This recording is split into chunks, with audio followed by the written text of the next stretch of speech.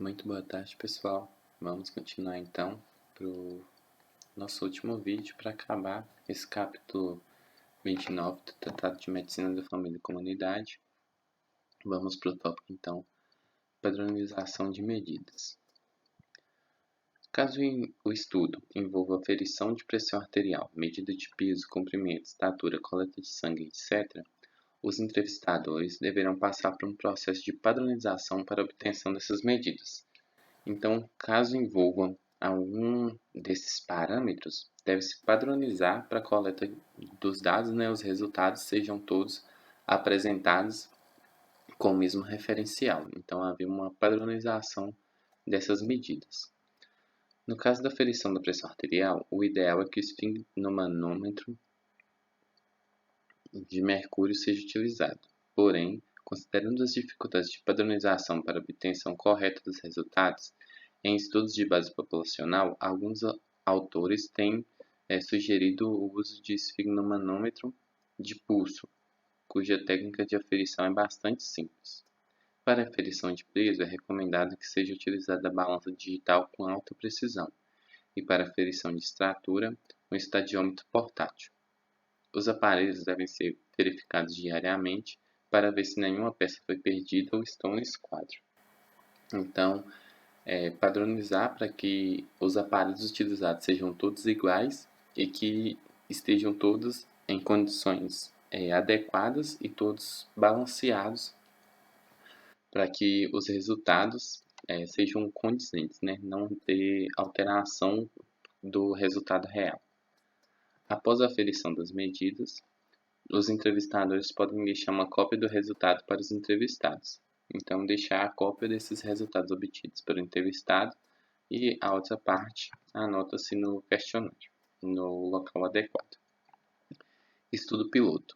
A realização de um estudo piloto em domicílios não sorteados para fazer parte da amostra tem como finalidade avaliar a adequação do questionário e do manual de instruções, testar a logística do estudo e o desempenho dos entrevistadores em situações reais de campo e na codificação dos questionários. Então, pode selecionar alguns domicílios que não estão incluídos na realização do estudo e aplicar um estudo piloto, onde os entrevistadores vão lá, realizam a aplicação do questionário para se obter uma prática e testar se está tudo no normal, tudo funcionando, se o manual e o questionário estão todos aplicáveis e todos corretos. Coleta de dados. O trabalho de campo propriamente dito consiste na aplicação de questionário e na aferição de medidas. Cada um dos entrevistadores deverá levar, além do material para a coleta de dados, um mapa detalhado da região onde coletará as informações. Então, o entrevistador vai agir aplicando o questionário e aferindo as medidas, e é indicado levar um mapa para ele saber certamente, certo, onde ele está no local e para qual local ele deve ir para encontrar o entrevistado. A duração da coleta dependerá do tamanho da amostra, do número de entrevistados que farão a coleta de dados e das condições climáticas. Então, cada coleta vai variar de acordo com o tamanho das condições ali oferecidas. A equipe deverá ser composta de pelo menos um coordenador de campo, supervisores, entrevistadores e responsáveis pela digitalização dos dados, para que esse processo aconteça concomitantemente com a coleta de dados. Então, aqui são a equipe que vai participar dessa entrevista. Controle de qualidade.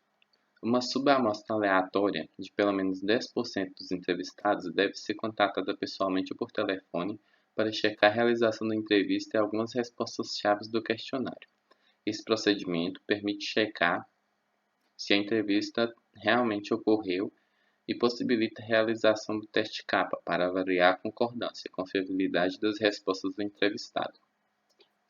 Para o controle de qualidade, deve-se optar por perguntas que não sofram grande alteração na resposta entre o período da entrevista e da realização do controle, como cor de pele, religião, hospitalização, prática de atividade física, tabagismo atual, etc. Caso seja descoberta que a entrevista não foi realizada ou que parte dela foi inventada, o entrevistado deve ser desligado do grupo de estudos e todas as entrevistas refeitas. Então, esse controle de qualidade vão pegar 10% dos indivíduos que foram entrevistados e contatar eles novamente e realizar algumas perguntas que não sofram muitas modificações, realizar novamente essas perguntas que estão contidas no formulário para ver se as respostas são iguais. E se as respostas forem iguais, quer dizer que o formulário provavelmente foi devidamente aplicado, mas se a resposta for diferente, aí o entrevistador pode ter inventado ou ter ocorrido alguma coisa inadequada com essa entrevista. Então, nesse caso, o entrevistado deve ser desligado e as entrevistas que ele realizou devem ser refeitas. Digitalização dos dados. Após a revisão, nos casos de coleta de dados feita em papel, os questionários deverão ser encaminhados para digitação ou digitalização. No caso de digitação dos dados, para prevenir erros, sugere-se que seja feita dupla digitação, com duas pessoas diferentes e que, ao término, as digitações sejam comparadas para checar inconsistências. Então, nas entrevistas realizadas no papel, pode haver a digitalização desses dados para um arquivo digital ou digitação, onde vão pegar aquelas respostas e digitar elas no computador. Nesse caso de digitação, sugere-se que duas pessoas façam e que no fim compare essas duas digitações para ver se foram realizadas adequadamente. Atualmente, tem se optado cada vez mais pela digitalização dos dados com softwares que tornam o processo mais ágil e menos sujeito a erros de digitação. Então, usualmente tem se dado mais prioridade para a digitalização porque pode ocorrer menos erros. Limpeza de banco de dados. Por mais que os entrevistadores tenham sido orientados para o preenchimento adequado dos questionários e que sempre os supervisores tenham feito a conferência das respostas antes da digitalização, há sempre casos em que a resposta é inconsistente com a pergunta. Então, mesmo com todo esse processo de verificação, pode haver alguns erros ainda. Por exemplo, perguntas sobre mamografia, exame citopatológico do colo de útero ou gestações podem ter sido respondidas em questionários de indivíduos do sexo masculino. Então, pode ter respostas que não se aplicam a indivíduos do sexo masculino que tenham sido feitas. Neste caso, deve-se checar se o erro está no preenchimento do sexo ou nas respostas às perguntas sobre mamografia, citopatológico, colo de útero ou gestações. Então, verificar onde que está o erro naquela pesquisa. A análise de dados. A análise dos dados poderá ser feita no pacote estatístico que o pesquisador tiver maior domínio. Então, para a análise desses dados, pode ser feita em algum programa onde houver domínio. Caso seja necessário, um estatístico poderá ser contratado para realizar as análises. Análises descritivas são úteis e suficientes para o planejamento dos serviços de saúde. Os resultados obtidos poderão ser georreferenciados em mapa que fique dentro das unidades de saúde, a fim de facilitar a visualização das principais morbidades da comunidade local e das áreas de maior vulnerabilidade social. Então, é feita a análise desses dados com programas adequados, caso os aplicadores ali não sejam qualificados para realizar essa análise. Pode contratar uma pessoa qualificada e os resultados podem ser apresentados através de mapas que podem ser expostos ali nas unidades de saúde para que a população daquela área de saúde, daquela comunidade, tenha acesso às informações dos resultados daquele estudo. Divulgação dos resultados. Os resultados obtidos no diagnóstico de comunidade deverão ser apresentados à comunidade local em linguagem simples. Então, já que realizou a pesquisa no diagnóstico de saúde naquela comunidade, os resultados também deverão ficar disponíveis para aquela comunidade e lembrar da linguagem simples para que todos tenham acesso a entender esses resultados, né? Os pesquisadores poderão elaborar uma press release para a imprensa ou ainda divulgar as informações em folders ilustrativos. Então, pode-se divulgar esses resultados para a imprensa ou em alguns folders, né, que são alguns cartazes mostrando esses resultados para a população. Os gestores devem ser informados dos principais achados e um relatório técnico de pesquisa deve ser confeccionado para que os dados estejam disponíveis e sejam de fácil acesso.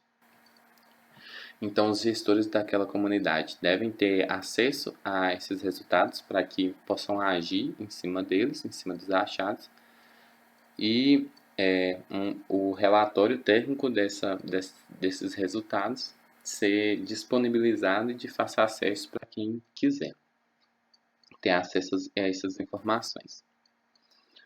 Para a comunidade acadêmica, a divulgação dos resultados poderá ser feita pela publicação dos achados em periódicos nacionais ou internacionais ou ainda pela apresentação em congressos e simpósios.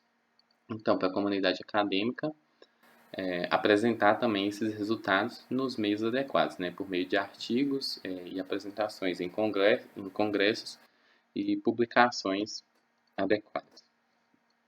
O diagnóstico de demanda. O diagnóstico de demanda é uma ferramenta útil para definir padrão de morbidade, perfil do usuário dos serviços, informações sobre o processo de assistência à saúde, além de características do atendimento da prática dos profissionais de saúde. Então, esse diagnóstico de demanda é uma ferramenta utilizada para se definir as características, tanto das pessoas que vão ter acesso àquela unidade de saúde, quanto como está sendo esse acesso. O diagnóstico de demanda é uma pesquisa rápida e barata. Então, é uma pesquisa que vai ocorrer ali com a pessoa que teve acesso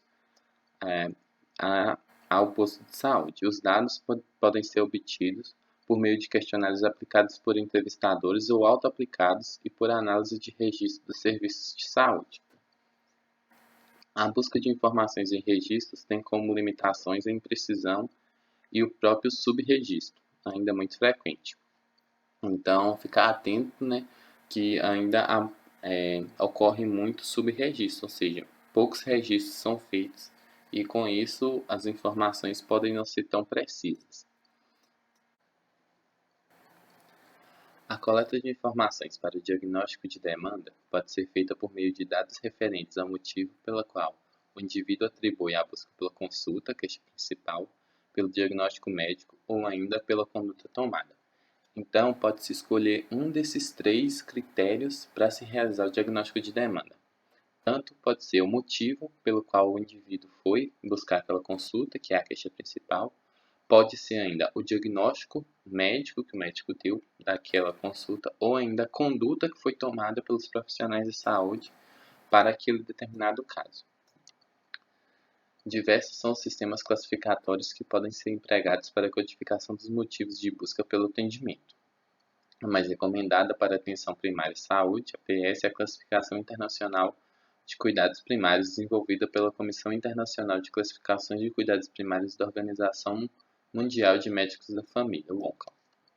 Então, são diversos sistemas que podem ser utilizados, mas existe um sistema que é o recomendado, que é essa Classificação Internacional de Cuidados Primários, que esse sistema vai permitir a classificação dos motivos de busca pelo atendimento, sem que haja necessidade de diagnóstico final. Então, o que essa classificação utiliza é o motivo pelo qual a pessoa foi buscar o atendimento. Então, aqui dá um exemplo de uma pessoa que pode referir dor abdominal e isso por si só será classificado, não sendo necessário fechar o diagnóstico de gastroenterite, apendicite, pancreatite, colecistite, etc. Então, aqui o que será classificado é só a pessoa que chegou referindo dor abdominal. O diagnóstico que ela tinha e o resultado final, fechamento, né, não será classificado apenas o motivo da busca pelo atendimento. A terminologia motivo de consulta transmite as razões pela qual uma pessoa entra no sistema de saúde e representa as demandas desse indivíduo, ao passo que o problema de saúde identificado pelo médico poderá ser o mesmo ou um diagnóstico estabelecido. Então, aqui é motivo de consulta. É a razão pela qual a pessoa entrou nesse sistema de saúde, então a demanda do indivíduo, e problema de saúde é o problema identificado pelo médico. que pode ser até mesmo o diagnóstico que o médico deu. A seguinte situação ilustra essa diferença. Uma pessoa chega no consultório médico relatando dor intensa nas costas, de forma que o motivo da consulta é dor nas costas. Então, o motivo da consulta é a dor nas costas que a pessoa vê sentindo. Após anamnese e exame físico, o médico pode concluir que a pessoa apresenta pielonefrite, ou seja, o diagnóstico médico é de pielonefrite. Então, aqui, o motivo da consulta é dor nas costas, o diagnóstico médico é pielonefrite. Ou pode identificar o problema de saúde como dor lombar e solicitar exames complementares para elucidação diagnóstica. Então, ainda pode se classificar pelos problemas de saúde sendo como dor lombar. Então, pode-se utilizar esses três sistemas de classificação. Caso haja mais de 2 motivos de consulta relacionados a um problema, os 2 motivos mais relevantes devem ser registrados. Então, pode ser que a pessoa chegue relatando vários problemas e aí vai ser classificado e registrado apenas os 2 principais. Em relação aos atendimentos, deve-se ter em mente que os serviços de atenção primária à saúde devem ser incluídos não apenas os atendimentos ambulatoriais, mas também os domiciliares. Então, não ficar restrito aos atendimentos ambulatoriais, mas realizar também nos atendimentos que forem feitos em domicílios. Apesar da recomendação para que a classificação seja empregada na atenção primária de saúde, ainda são escassos os estudos que demonstram seu uso no Brasil, e o DataSUS compila os dados utilizando a Classificação Internacional de Doenças, CID-10. Então, o uso disso ainda no Brasil é bastante escasso e o DataSUS utiliza a Classificação Internacional de Doenças para compilar esses dados. O cálculo de tamanho da amostra para estudos de demanda deve ser pelo menos 10% da demanda do serviço. Então, realizar isso em pelo menos 10% de toda a demanda que vai chegar ali naquele serviço de saúde. Ressalta-se a importância de que a coleta de dados seja feita em uma semana típica de atendimentos de cada estação do ano. Então, em cada uma das estações do ano, se escolhe uma semana que é típica, que não seja uma semana normal, e nesse momento se realiza a coleta desses dados. Dessa forma, o viés de seleção será minimizado.